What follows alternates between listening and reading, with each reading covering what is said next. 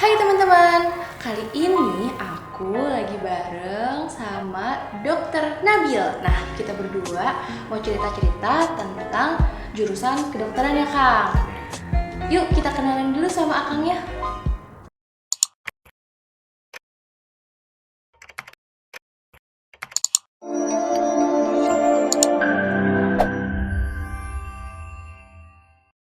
Hai, kita kenalan dulu ya.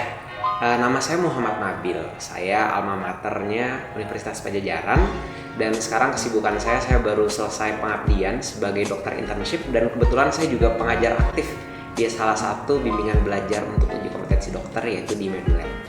Pertanyaan yang pertama, apakah benar kuliah di FK itu susah? Gimana tuh Kang? Ini pertanyaan favorit semua orang ya. Pasti orang-orang kalau mikir, wah kuliah di FK itu susah masuknya, susah lulusnya. Iya. Udah itu jadi dokternya susah. Nah, sekarang kita coba pikir ulang. Sebenarnya nggak ada jurusan yang gampang. Ya, kuliah itu nggak ada yang gampang. Makanya nggak ada kuliah yang 6 bulan selesai, 1 tahun selesai itu nggak ada. Iya. Semua kuliah pasti ada kesulitannya masing-masing. Iya benar banget. Toh buktinya apa? Buktinya toh dokter, orang yang udah masuk FK 90% ke atas lulus bisa jadi dokter. Tandanya susah, jelas. Nah, susahnya FK cuma mungkin lebih spesifik. Iya. Ada jurusan lain yang mungkin susahnya mereka harus misalnya bukan cuma menghafal tapi harus berkreativitas banyak. Iya betul. Nah, kalau di FK memang tingkat kesulitannya kita spesifik. Kita dituntut untuk banyak menghafal. Nah, menghafal itu level paling gampang ya justru. Kenapa? Paling gampang. Karena ilmu kita itu harus kita aplikasikan dalam bentuk analisis. Contoh, kalau kita ngerjain soal mungkin ya udah ada skenario ya, tapi di saat seorang dokter bertemu pasien, kita nggak melihat soal, kita melihat individu yang harus kita korek. Jadi ilmunya itu harus kita aplikasikan. Oh iya benar. Nah, itu yang susah dalam kuliah FK, bagaimana di saat part satunya kita menghafal, tapi part tingkat lanjutnya adalah bagaimana ilmu tersebut dapat kita aplikasikan untuk menganalisa keadaan. Ya. Terus ya pasti ada lagi yang orang bilang susahnya apa? Susah ngantuk. Nah, itu juga kadang-kadang ada tuh susah-susahnya. Jadi dari segi fisik memang tuntutannya besar ya. Karena kan dokter mah nggak mengenal jam kerja. Misalnya pagi, kalau ada orang datang malam berarti kita nggak boleh ngobatin, nggak kayak gitu. Iya. Kita nggak ada jam kerja. 24 Ya maksudnya. jam gitu ya. Iya, tapi memang ada shift. Karena bagaimanapun dokter harus juga mengurus dirinya. Istirahat sendiri. juga Iya, ya. jadi kalau yang namanya kalian takut, aduh nanti kalau jadi dokter tuh kuliah dokteran tuh nggak bisa tidur, nggak nyampe segitunya. Semuanya pasti ada limitnya dan pada kenyataannya kita melalui itu dan kalian pun pasti bisa. Iya, benar banget. Pertanyaan yang kedua, gimana sih keseruan berkuliah di jurusan ini? Ceritakan dong Kang. Wah, ini banyak ya kisahnya karena gini, saya mau mulai cerita dulu dari apa sih yang membedakan fakultas kedokteran dengan fakultas-fakultas lain ya. Kalau fakultas lain mungkin kita bisa milih, kita mengambil mata kuliah ini, kita mengambil mata kuliah ini, terus nanti kita pisah sama teman ngambil mata kuliah yang berbeda. Masing-masing gitu. Skripsi pun ngurus sendiri-sendiri kan. Iya. Misalnya, aduh kita harus nyari judul ini sendiri. Nah, uniknya kedokteran, hidupnya teratur. Maksudnya teratur apa? Semua SKS diambil, kita nggak boleh milih, karena kita kan nggak bisa milih kita mau dapat pasien apa nanti. Iya benar Ya? banget. Jadi paketan gitu ya. Betul. Jadi di kedokteran kita pasti belajar semua. Kita nggak bisa milih kita mau belajar ini. Jadinya apa? Jadinya kita gerak, kalau dalam angkatan ya, satu angkatan tuh pasti bareng, geraknya serentak. Kita UP, satu angkatan UP semua. Kita maju sidang skripsi, satu angkatan maju skripsi semua. Barengan ya. Kita wisudanya satu angkatan. Kan orang-orang mah biasa wisudanya nih dibagi Bisa-bisa 3 gelombang, gitu, 4 gelombang ya.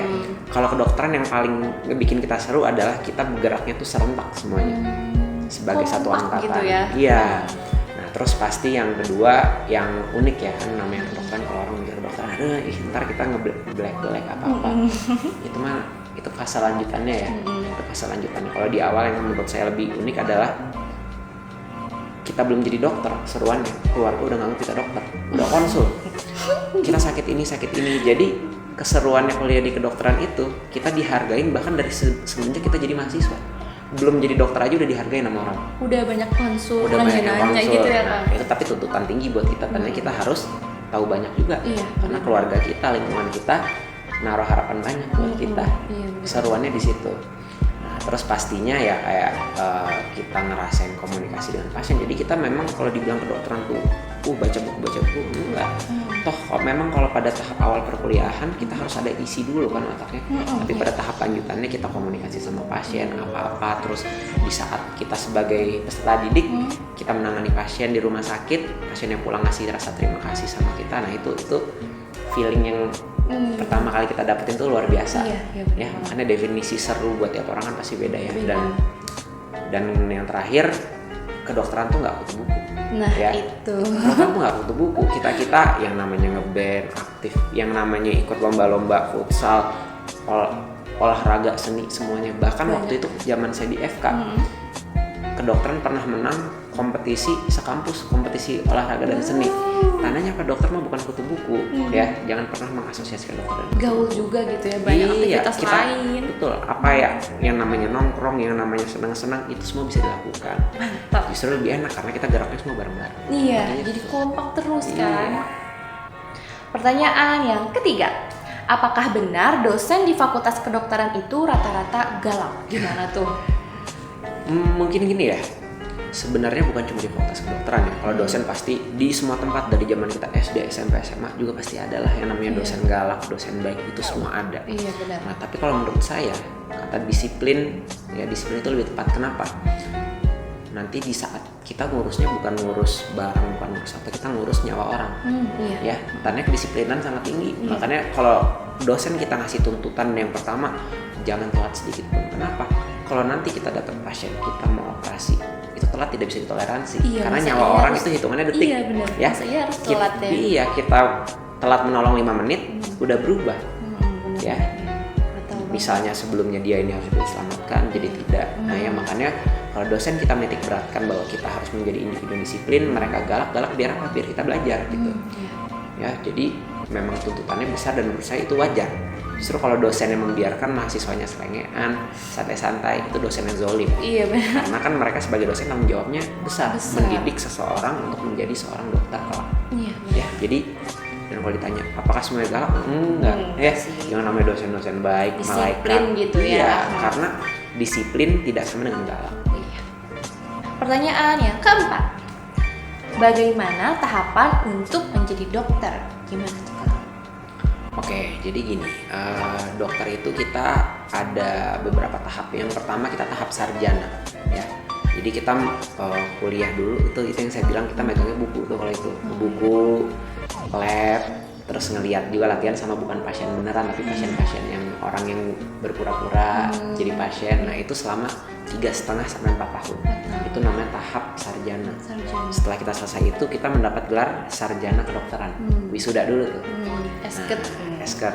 Setelah itu kita nyampe ke tahap profesi namanya. Nah tahap profesi adalah yang saya bilang nih, bisa kita mengaplikasikan ilmu sarjana tadi. Ya, nah ini yang orang-orang sering dengar namanya koas atau koasisten. Ya, tahap selanjutnya ini bervariasi. Masing-masing kampus ada 1,5 sampai 2 tahun. Ya, nah di sini kita benar-benar udah bukan lihat buku, udah bukan lihat orang yang berpura-pura. Ini kita berinteraksi sama pasien langsung. Di rumah sakit, di puskesmas, belajar segala macam kasus. Ya ada yang belajar kasus bedah, kasus anak, semuanya kita rasain di situ. Ya. Nah, setelah kita selesai itu, kita uji kompetensi. Uji kompetensi dokter, ada ujian praktek, ada ujian tulis. Oke. Nah, setelah kita udah lulus ujian praktek, barulah kita dapat gelar yang namanya dokter. Ya. Nah, tapi kan kita mau praktek nih, bisa nggak sih kalau udah lulus dokter langsung praktek? Nah, itu kita ada lagi namanya program internship dokter Indonesia. Nah, itu program 1 tahun wajib, di mana kita wajib mengabdi. Ya, jadi kita sudah digaji sama negara, tapi kita bisa milih kita mau ditempatin di mana. Cepet-cepetan tuh kita sama seluruh dokter yang baru lulus. Saya mau ngabdi di sini, kita cepet-cepetan. Kalau habis berarti saya harus milih tempat lain. Gitu. Nah, itu 1 tahun. Gimana? Saya kebetulan di RSUD Sumedang. Di Sumedang. Pak jauh ya, masih di Jawa Barat. Iya, deket lah. Iya. Nah, baru setelah kita selesai internship, kita bebas. Ada yang mau sekolah lagi, ada yang mau jadi dosen, bebas. Itu udah semuanya ya. Ada yang mau praktek, bebas. Tinggal yang mau ngambil spesialis juga langsung ya. Iya. Berarti panjang dulu ya Kang. Prosesnya tuh nggak cuman kayak lulus 4 tahun lulus aja habis udah kerja, enggak gitu. Iya, tapi ada ujian bla bla bla A B C gitu ya Kang. Betul, tapi itulah serunya gitu, pengalamannya. Pertanyaan yang kelima, tugas apa yang sering diberikan dosen di jurusan kedokteran? Oke. Dulu pernah nih saya mau ada satu course dulu, salah satu manajemen medulab, kebetulan dia meng-quotes Dean of Medicine-nya Harvard. Dia bilang tujuan kuliah kedokteran itu bukan sebatas untuk menjadi dokter aja, tapi untuk belajar bagaimana sih cara belajar kedokteran. Bingung nggak tuh? Iya. Cara belajar kedokteran. Jadi dalam 5 tahun itu kita dilatih. Jadi kalau kita melihat kasus, kita tahu kita harus mencari informasi, harus mencari ilmunya kemana. Itu yang lebih ditekankan. Dan dosen kita ngasih tugasnya kayak gimana? Dosen kita justru sifatnya nggak nyuapin. Jadi mereka kalau kita lagi sistem kelas tutorial, dosen kita tuh bertanya. Jadi yang namanya mencari tahu itu semuanya tugas kita. Misalnya ada pasien dibilang pasien datang karena sesak, dosen kita nggak akan ngasih tahu. Oh, pasien ini tuh kemungkinannya sakit ini. Kita yang dituntut. Kalian udah baca kan kira-kira apa? Mereka hanya bantu mengarahkan. Jadi kalau di kuliah di kedokteran itu hampir semuanya kita yang harus cari. Nah, nanti dosen kita yang membantu menarik kita. Gimana caranya biar ilmu kita jadi aplikatif sifatnya. Ya, tugas-tugas. Jadi tugas tutorial, ada namanya skills lab. Kalau skills lab kita latihan skills keterampilan. Kalau tutorial kan latihan ilmu. Kalau skills lab kita latihan keterampilan. Nah, itu berarti ditugasin kita sebelum datang kita udah harus tahu dulu. Misalnya nyari nonton video online atau baca dulu prosedurnya kayak gimana. Ya, sama ada laboratorium dan baru ada yang terakhir kuliah umum. Nah, kalau kuliah umum baru sifatnya dosen kita ngasih ilmu tuh. Ya, tapi kalau gitu ya. Nah, kalau tugas memang banyaknya dari proses tutorial, di mana kita dituntut untuk mengerti. Jadi nanti di saat kita udah jadi dokter bukan berarti kita berhenti belajar. Iya, benar. Gitu. Jadi kita harus nemu sebenarnya cara yang pas untuk belajar ilmu kedokteran gimana. Nah, itu fungsi dari kuliah kedokteran. Jadi bukan berarti kuliahnya selesai, udah nggak perlu belajar. Iya. Nggak kayak gitu. Tapi tetap aja belajar. Iya. Pertanyaan yang keenam. Referensi buku apa saja yang selalu digunakan oleh mahasiswa kedokteran? Oke. Orang-orang sering mikir mungkin ya, aduh kalau kuliah kedokteran tuh bahan belajar mahal, segala macam semuanya ya. Nah, itu nggak benar. Karena apa? Tidak benar. Memang ada beberapa orang yang saya mah harusnya megang fisik gitu, fisik buku. Jadi harus beli. Oke, mungkin ada beberapa orang kayak gitu. Kita berarti ada buku-buku, misalnya buku tentang pengenalan organ-organ tubuh seperti apa, berarti namanya anatomi. Fungsi organ-organnya seperti apa, namanya fisiologi. Atau obat-obatan, farmakologi. Nah, buku-buku kalau kedokteran dasar itu pasti akan pakai nanti seumur hidup. Ya, kalau misalnya Kak kita mau belajar spesifik buku tentang jantung, buku tentang otak, perlu beli nggak satu-satu. Nah, sebenarnya itu belum tentu perlu kalau di awal. Kenapa? Akses atau resources kita belajar kedokteran itu luas. Ada e-book, ada jurnal ya. Betul. Apalagi zaman modern sekarang ada Medscape namanya kalau buat kita para dokter ya. Medscape itu udah setara buku, udah setara jurnal. Kita bisa baca, iya, dan sangat updated. Misalnya baru keluar bulan lalu udah masuk Medscape. Ya, jadi resources belajar kedokteran itu lebih dari sekedar buku. Ya, bahkan di YouTube aja banyak video kuliah online kedokteran. Ya, video tentang simulasi itu pun jadi sumber pembelajaran. Jadi nggak sempit harus dari buku aja. Harus dari buku aja enggak gitu.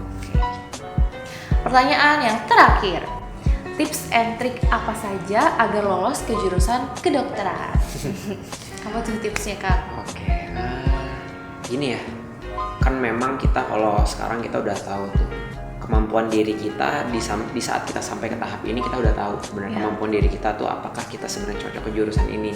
Apalagi yang namanya guru BK, tryout SMA itu semua udah ngasih gambaran lah buat kita kemampuan kita. Nah, yang pertama pasti tips dasar ya, namanya belajar konsisten. Belajar konsisten tuh jangan sampai kita ya udah nanti 2 bulan sebelum ujian atau SBMPTN aja kita agak segitu. Nah, itu nggak kayak gitu. Belajar konsisten itu perlu dilatih dari sekarang. Kenapa? Karena nanti di saat kalian kuliah kedokteran, belajar konsistennya bukan 2 bulan 3 bulan.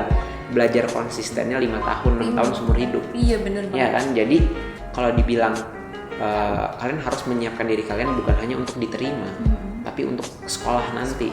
Iya, jadi belajar secara konsisten. Jadi nggak usah numpuk, sehari harus gas banget belajar, enggak. Kalian hidup harus seimbang. Cari sesuatu yang bisa kalian maintain seumur hidup.